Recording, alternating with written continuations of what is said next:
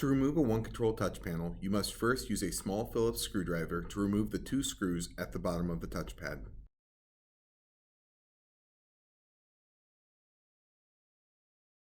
With the screws removed, press upward on the touchpad to remove it from the bracket secured to the wall. With the touch panel removed from the wall, there will be 2 to 3 wire harnesses on the back of the touchpad that will need to be swapped over to the new touchpad.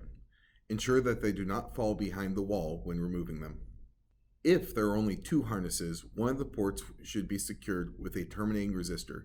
Transfer this CAN bus terminating resistor over to the new touch panel.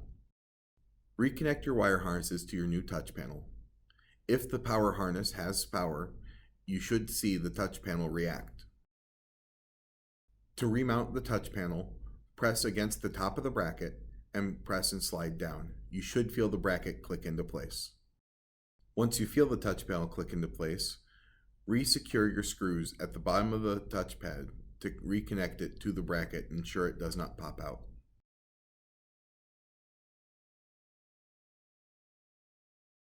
Be sure to test your new touch panel for proper function before considering the job complete.